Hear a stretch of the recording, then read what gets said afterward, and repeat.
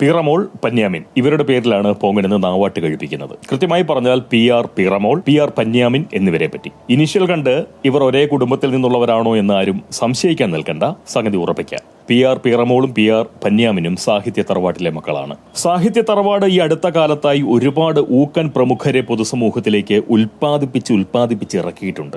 ഗൂഗിളാനന്തര കേരളത്തിലെ ഒട്ടുമിക്ക പ്രമുഖരും PR ഏജൻസികളുടെയും PR പ്രവർത്തകരുടെയും ഒക്കെ സംഭാവനയാണ്. സാഹിത്യരംഗത്ത് മാത്രമല്ല, സമൂഹത്തിലെ സമസ്ത മേഖലകളിലേക്കും വേണ്ടുന്ന പ്രമുഖരെ സംഭാവന ചെയ്യാൻ ഇന്ന് PR കമ്പനികൾക്ക് സാധിക്കുന്നുണ്ട്. പീറമോൾ PRന്റെ സ്വന്തം മകളല്ല, വളർത്തുമകൾ മാത്രമാണ്. എന്നുവെച്ചാൽ PRന്റെ തണലും തലോടലുമേറ്റ് വളർന്നു വരുന്നവൾ, അല്ലെങ്കിൽ വളർന്നു കഴിഞ്ഞവൾ, അല്ലെങ്കിൽ വളർന്നുകൊണ്ടേയിരിക്കുന്നവൾ. എന്നാൽ പന്യാമിന്റെ തന്ത പൂർണ്ണമായും PR തന്നെയാണ്. തൽക്കാലം അവരുടെ തന്തയെ മാറ്റിവെച്ച് നമുക്ക് ആ പീറ മക്കളെ പറ്റി മാത്രമായിട്ട് പറയാം. വിഷയത്തിന്റെ ആ ഗൗരവത്തെ മാനിച്ചുകൊണ്ട് പോങ്ങൻ ഇൻട്രോ ഇന്ന് ഒഴിവാക്കുകയാണ്.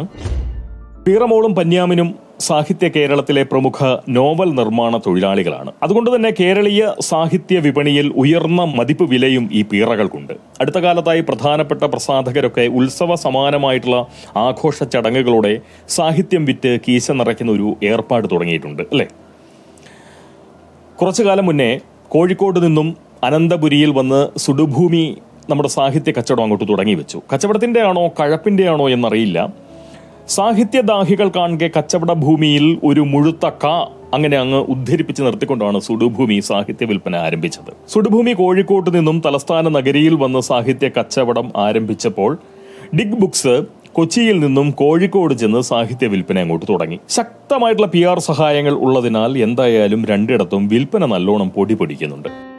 വളരെ നാളുകളായി ഒരു കടലാസ് കഷ്ണം പോലും കൈകൊണ്ട് തൊടാത്ത, ഫേസ്ബുക്ക് സാഹിത്യം പോലും വായിക്കാത്ത ആളുകളെ വരെ വായനാർത്ഥരായി സാഹിത്യോത്സവങ്ങളിലേക്ക് എത്തിക്കാൻ തീർച്ചയായിട്ടും ശക്തിയുള്ള കൂട്ടരാണ് നമ്മുടെ നാട്ടിലെ PR പാണന്മാർ. 400-500 രൂപ കൊടുത്താൽ കിട്ടുന്നത് ഒരു ടാഗും സഞ്ചിയും മാത്രമല്ല, ഒന്നാന്തരം ബുദ്ധിജീവി പട്ടം കൂടിയാണ്.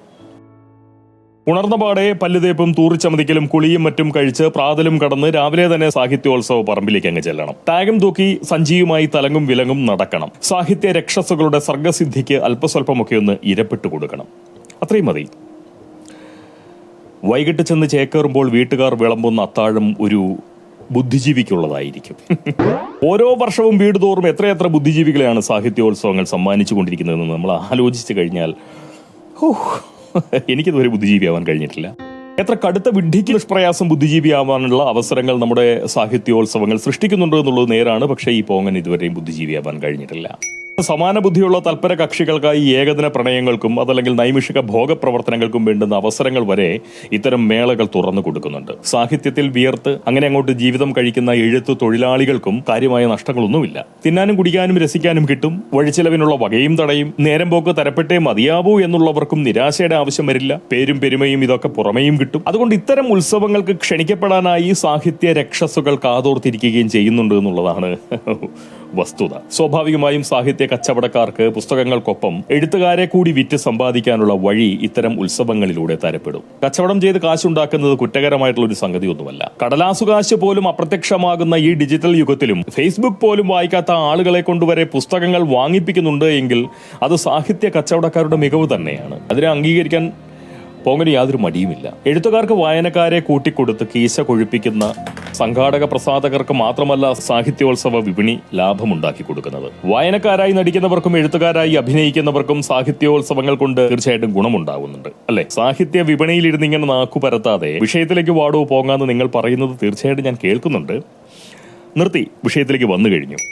സാഹിത്യോത്സവങ്ങൾ കൊണ്ട് വായനക്കാർക്ക് തീർച്ചയായിട്ടും ഗുണമുണ്ട്, എഴുത്തുകാർക്ക് പ്രയോജനമുണ്ട്, പ്രസാധകർക്ക് ലാഭമുണ്ട്. എന്നാൽ സാഹിത്യത്തിനോ പൊതുസമൂഹത്തിനോ യാതൊരു ഗുണവും ചെയ്യാത്ത ഈ പണി പൊതുജനങ്ങൾക്ക് ഉപദ്രവമാകാതെ നോക്കാനുള്ള ബാധ്യത തീർച്ചയായിട്ടും നമുക്ക് ഓരോരുത്തർക്കുമുണ്ട് എന്നുള്ളത് കൊണ്ടാണ് പോകണിത് പറയുന്നത്. പീറമോളും പന്യാമിനും സാഹിത്യോത്സവ തറയിൽ നിന്ന് ഗാന്ധിജിയുടെ പേരിൽ തമ്മിലടിക്കുന്നത് നമ്മൾ കാണുന്നുണ്ട്. പൊതുസമൂഹം ആ പീറകളുടെ ചക്കളത്തിപ്പോരിൽ കക്ഷി ചേരുന്നത് തീർച്ചയായിട്ടും വളരെ അബദ്ധമാണ്. പീറമോൾക്കോ പന്യാമിനോ ഗാന്ധിജിയോടെന്നല്ല സാഹിത്യത്തോടോ ഈ സമൂഹത്തോടോ പോലും യാതൊരു കൂറുമില്ല. അവറ്റകൾ അവരവർക്ക് വേണ്ടി മാത്രം കുരയ്ക്കുന്ന നരനായ്ക്കളാണ്. ഈ പീറമോൾ കഷായ വിഷപരാമർശത്തെ എത്ര സമർത്ഥമായിട്ടാണ് ന്യായീകരിച്ചതെന്ന് നമ്മൾ കണ്ടു. ഇല്ലെങ്കിൽ കാണണം. താൻ പറഞ്ഞത് പിശകി എന്നല്ല ആ സാഹിത്യ രക്ഷസ് പൊതുസമൂഹത്തോട് പറഞ്ഞു വെച്ചത്. നാവ് പിഴച്ചു എന്ന് പറയാനുള്ള ധൈര്യവും അവർ കാട്ടിയില്ല. പകരം തെറ്റിനെ, ആ പറഞ്ഞ തെറ്റിനെ തെറ്റിദ്ധരിപ്പിച്ച് ശരിയാക്കാൻ പറ്റുമോ എന്ന പരിശ്രമം നടത്താനുള്ള നാണമില്ലായ്മ, അതുപോലെ തന്നെ അഹങ്കാരം, ഇതൊക്കെയാണ് ആ പീറമോൾ കാണിച്ചത്. സർഗസിദ്ധിയെ സ്വാർത്ഥ നേട്ടത്തിനായി പ്രയോജനപ്പെടുത്തുന്ന സാമൂഹ്യ ദ്രോഹികൾ മാത്രമാണ് പീറമോളും പന്യാമിനുമൊക്കെ. അങ്ങനെ മനസ്സിലാക്കാൻ തീർച്ചയായിട്ടും നമുക്ക് കഴിഞ്ഞാൽ നമ്മൾ മാത്രമല്ല ഈ സമൂഹവും ഒന്നാകെയാണ് രക്ഷപ്പെടുന്നത്. അവരുടെ വിവരക്കേടുകളെ അവഗണിക്കുകയാണ് വേണ്ടത്, അതിന് ചെവി കൊടുക്കരുത്. സാഹിത്യോത്സവ വിവാദങ്ങൾ കൊണ്ട് പുസ്തക വിൽപ്പന എത്രത്തോളം തരപ്പെടുത്താൻ സാധിക്കുമെന്ന ചിന്ത മാത്രമേ ഡിഗ് ബുക്സിനും സുടുഭൂമിക്കും അതുപോലെ ഏത് പ്രസാധകർക്കും ഉണ്ടാവുകയുള്ളൂ. പന്യാമിൻ നിർമ്മിച്ച പുതിയ പുസ്തകം വല്ലതും ഈ ഡിഗ് ബുക്സിലൂടെ പുറത്തു വരാനുണ്ടോ എന്ന് പരതുന്നത് വളരെ നന്നായിരിക്കും. ഈ സുടുഭൂമിയിൽ നിന്നും പിഴുതെടുത്ത മീശയ്ക്ക് വിപണി കണ്ടെത്താൻ ഈ ഡിഗ് ബുക്സ് കാണിച്ചിട്ടുള്ള കച്ചവട ബുദ്ധി അത് ഇന്നും മിക്കവർക്കും മനസ്സിലായിട്ടില്ല എന്നുള്ളതാണ് നേരെ. സുടുഭൂമിയിൽ കിളിർത്ത മീശയ്ക്ക് നേരെ സംഘപരിവാരങ്ങൾ ക്ഷൗരാവേശത്തോടെ സമീപിച്ചു എന്നാണ് അവർ പരക്കെ പറഞ്ഞത്.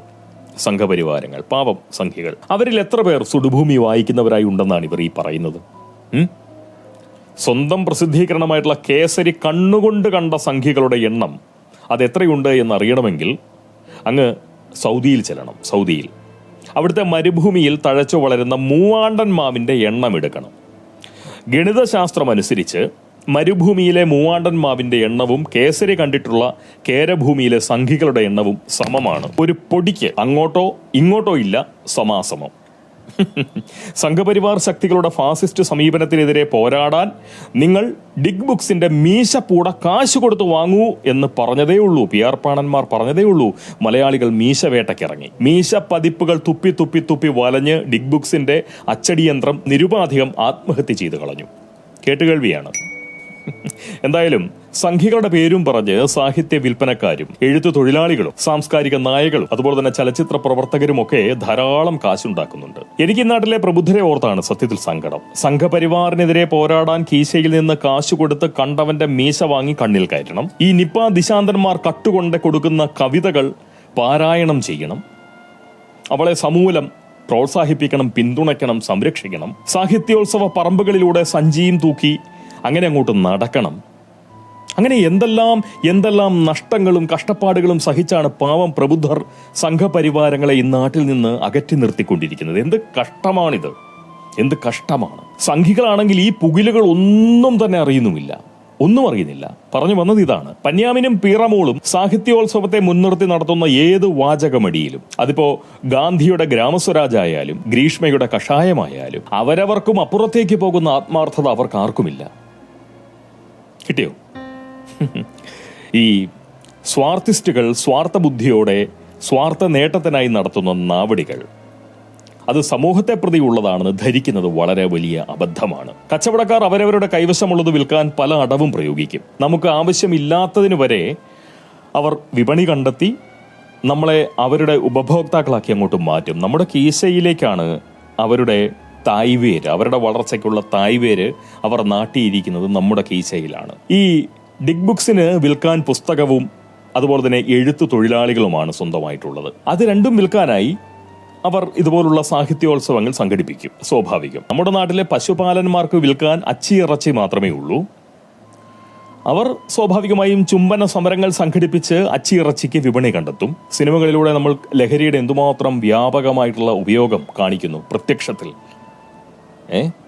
അപ്പോൾ അത് കുട്ടികളെ സ്വാധീനിക്കുന്നുണ്ട്. ഈ അടുത്ത കാലത്ത് കേട്ട വാർത്തകളൊക്കെ നോക്കിക്കഴിഞ്ഞാൽ എല്ലാ കൊലപാതകങ്ങളുടെയും കുറ്റകൃത്യങ്ങളുടെയും പിന്നിൽ ലഹരിയുമായിട്ടുള്ള അവരുടെ ബന്ധം തീർച്ചയായിട്ടും കാണാം. അപ്പം ലഹരി മാഫിയയുടെ പിടിയിലായിട്ടുള്ള നമ്മുടെ സാംസ്കാരിക നായകന്മാരും ചലച്ചിത്ര പ്രവർത്തകരും അതുപോലുള്ള ആളുകളുമൊക്കെ തന്നെ സിനിമകളിലൂടെയും അതുപോലുള്ള മറ്റു മാധ്യമങ്ങളിലൂടെയും ഒക്കെ തന്നെ ലഹരിക്ക് വലിയ നിലയിലുള്ള ഒരു പ്രാധാന്യം കൊടുത്തുകൊണ്ട്, അല്ലെങ്കിൽ ലഹരിയുടെ ഒരു സാന്നിധ്യം എവിടെയും കാണുന്ന രീതിയിൽ ബോധപൂർവം ലഹരിയെ അവർ അവതരിപ്പിച്ചുകൊണ്ടിരിക്കും. ഇതെല്ലാം ഇതിന്റെ ഭാഗമാണ്. അപ്പൊ ഇങ്ങനെ ഉദാഹരിക്കാൻ നോക്കിക്കഴിഞ്ഞാൽ ഒരുപാടുണ്ട്. എന്താണോ നമുക്ക് വിൽക്കാനുള്ളത് അത് വാങ്ങാൻ ആളെ കണ്ടെത്തുക, അതിന് വിപണി ഉണ്ടാക്കുക എന്ന് പറയുന്നത് കച്ചവട ബുദ്ധിയാണ്. അപ്പോൾ സാഹിത്യത്തെയും സാഹിത്യകാരന്മാരെയും ഒക്കെ വിൽക്കുക എന്ന് പറയുന്നത് ഈ പറയുന്ന പ്രസാധകരുടെ ബുദ്ധിയാണ്. പറഞ്ഞു വന്നത് ഇത്രയേ ഉള്ളൂ. വിൽക്കാനുള്ളത് സാഹിത്യമായാലും സഹധർമ്മിണിയുടെ ശരീരമായാലും വിൽപ്പനക്കാർ ഉപഭോക്താക്കളെ ആകർഷിക്കാൻ കൂട്ടുപിടിക്കുന്നത് സംഘപരിവാരങ്ങളെ ആകുന്നു എന്നതാണ് നമ്മുടെ നാട്ടിൽ കാണപ്പെടുന്ന ഒരു രസം. അച്ചിയിറച്ചി വിൽക്കുന്ന പശുപാലന്മാരും പോരടിക്കുന്നത് സംഘപരിവാരങ്ങളോടാണ്. സാഹിത്യം വിൽക്കുന്ന പുസ്തക പ്രസാധകന്മാരും പോരടിക്കുന്നത് സംഘപരിവാരങ്ങളോടാണ്. കഷായം കൊടുത്ത് അത്യാവശ്യ ഘട്ടങ്ങളിൽ കഷായം കൊടുത്ത് കാമുകന്മാരെ കൊല്ലാമെന്ന് ആഹ്വാനം ചെയ്യുന്ന എഴുത്തുകാരികൾ പറഞ്ഞത് അബദ്ധമാണ് എന്ന് മനസ്സിലാക്കി കഴിയുമ്പോൾ അവരെ വിമർശിക്കുന്നവർ മുഴുവൻ സംഘികളാണെന്നും അവർ സംഘി വേട്ടയ്ക്ക് ഇരപ്പെട്ടുകൊണ്ടിരിക്കുകയാണ്, എന്നെ സഹായിക്കൂ പ്രബുദ്ധരെ എന്നാണ് അവർ പറയുന്നത്. അപ്പോഴും അവരും കൂട്ടുപിടിക്കുന്നത് സംഘി വിരുദ്ധരെയാണ് എന്ന് പറഞ്ഞു കഴിഞ്ഞാൽ സ്വാഭാവികമായിട്ടും അവരുടെ തെറ്റുകുറ്റങ്ങൾ, അവർക്ക് പറ്റിയ പിഴവുകൾ പോലും അത് വിമർശിക്കപ്പെട്ടാൽ ആ വിമർശനത്തിന് പോലും കാരണമാകുന്നത് സംഘികളുടെ ഒരു ഇടപെടൽ കൊണ്ടാണ് എന്ന് വരുത്തി വെക്കുമ്പോൾ അത്രയും പൊട്ടന്മാരാക്കുകയാണ് ഈ പ്രബുദ്ധരെ, ഈ തെമ്മാടിക്കൂട്ടങ്ങൾ, ഈ പരമനാറികളെല്ലാം കൂടി ചേർന്നുകൊണ്ട്. പ്രബുദ്ധർക്ക് അതൊട്ട് മനസ്സിലാവുന്നില്ല. അതാണ് എൻ്റെ ഈ കരച്ചിലിൻ്റെ പിന്നിലുള്ളത്. ഞാനിപ്പോൾ പറഞ്ഞ് എൻ്റെ പൊന്നു പുണ്യാള മടുത്തു എന്ന് പറയുന്ന ഒരു അവസ്ഥയിലാണ്. എൻ്റെ പൊന്നു പൊട്ടം എൻ്റെ പൊന്നു സഹജീവികളെ, നിങ്ങളെ പറ്റിക്കുകയാണ് ഈ നാറികൾ. അച്ചിറച്ചി വിൽക്കുന്ന പശുപാലന്മാരായാലും അക്ഷരം വിൽക്കുന്ന പ്രസാധകരായാലും അത്യാവശ്യ ഘട്ടങ്ങളിൽ കഷായം കൊടുത്ത് കാമുകനെ കൊല്ലാമെന്ന് പറയുന്ന ഈ പീറമോളായാലും ഇവരെല്ലാം പൊതുശത്രുവായി കാണുന്നത് സംഘപരിവാരങ്ങളെയാണ്. എനിക്കതിൻ്റെ ഗുട്ടൻസ് പിടികിട്ടുന്നില്ല. ഇത് ചോദിക്കുമ്പോൾ നിങ്ങൾ എന്നെ വീണ്ടും ചാണകമേ എന്ന് വിളിച്ചുകൊണ്ടുവരികയും പീറമോൾ തനിക്ക് പറ്റിയ കഷായ അബദ്ധത്തെ മറയ്ക്കാനും കൂട്ടുപിടിക്കുന്നത് സംഘപരിവാരങ്ങളെയാണ് എന്നാണ് ഞാൻ പറഞ്ഞത്. ഈ പന്യാമിനും അതുതന്നെയാണ് ചെയ്യുന്നതെന്നാണ് ഞാൻ പറഞ്ഞത്. എൻ്റെ പ്രിയപ്പെട്ട പ്രബുദ്ധരെ, നിങ്ങളോട് ഈ പോങ്ങൻ ഒന്നേ പറയാനുള്ളൂ. നമ്മുടെ സമൂഹത്തിലെ സകല നാറികളും നിങ്ങളെ പറ്റിച്ചിട്ടാണ് കേട്ടോ പിഴച്ചു പോയിക്കൊണ്ടിരിക്കുന്നത്. അതുകൊണ്ട് സംഘപരിവാരങ്ങളെ തടയാൻ നിങ്ങളുടെ സഹകരണം വേണമെന്ന് പറഞ്ഞുകൊണ്ട് ആക്രോശിച്ചാർത്ത് വരുന്നവരെ കാണുമ്പോൾ നിങ്ങൾ ഓർത്തോളുക, ധനനഷ്ടത്തിനും മാനഹാനിക്കുമുള്ള വകകളും കൊണ്ടാണ് അവർ നിങ്ങളെ തേടി വരുന്നത് എന്ന് മാത്രം നിങ്ങൾ ഓർമ്മയിൽ വെക്കണം. അതൊരു അഭ്യർത്ഥനയാണ്. ഈ പീറമോളും പന്യാമിനുമൊക്കെ നിങ്ങളെ കബളിപ്പിച്ചാണ് കാലം കഴിച്ചുകൊണ്ടിരിക്കുന്നത്. സത്യത്തിൽ വിഡ്ഢികളാവുന്നത് സംഘികളല്ല, നിങ്ങൾ പ്രബുദ്ധരാണ്. നാളെ സംഘികൾ ഇവിടെ ശക്തി പ്രാപിച്ചാൽ യാതൊരു മടിയും കൂടാതെ, ഉളുപ്പും കൂടാതെ ഈ പീറപ്പെണ്ണും പന്യാമിനുമൊക്കെ സംഘിപാളയത്തിലേക്ക് വളരെ സമർത്ഥമായി ചേക്കേറും. അതിന് സമൂഹത്തെ സ്വാധീനിക്കാൻ കഴിയുന്ന വാക്സാമർഥ്യം, അതല്ലെങ്കിൽ അവരുടെ സാഹിത്യ സർഗസിദ്ധി അവർ അതിനായിട്ട് ഉപയോഗിക്കുകയും ചെയ്യും. ഒരു ന്യായീകരണം കാണും. ഈ മറുകണ്ഠം ചാടൽ കൂറുമാറ്റമല്ല എന്നും ഇതായിരുന്നു ഇതിന്റെ ഏറ്റവും വലിയ ശരിയെന്നും ബോധ്യപ്പെടുത്താൻ അവർക്ക് വളരെ നിഷ്പ്രയാസം സാധിക്കും. അവരാണ് ശരിയെന്ന് അവരുടെ സർഗസിദ്ധി കൊണ്ട് വരുത്തി തീർക്കും. ഈ നാട്ടിലെ പ്രബുദ്ധരും സംഘികളും ഒരുപോലെ അത് ഓർമ്മയിൽ വെക്കണം. ഇന്ന് ഈ നാറികൾ പ്രബുദ്ധരെയാണ് പറ്റിക്കുന്നതെങ്കിൽ നാളെ നിങ്ങൾ ശക്തിപ്പെട്ടാൽ സംഘികളെ ആയിരിക്കും തീർച്ചയായിട്ടും പ്രബുദ്ധരുടെ സ്ഥാനത്ത് അവർ പ്രതിഷ്ഠിക്കുക. എൻ്റെ പൊന്നു പ്രബുദ്ധരെ നിങ്ങളെ പറ്റിക്കുകയാണ്. ഈ നാണം കെട്ടവന്മാർ, ഈ നാറികൾ, പരനാറികൾ നിങ്ങളെ പറ്റിക്കുകയാണ്. അത്രേ പോകാൻ പറയാനുള്ളൂ. അത് മാത്രമേ പോകാൻ പറയാനുള്ളൂ. കേൾക്കുമെങ്കിൽ കേൾക്കുക. വളരെ സന്തോഷം.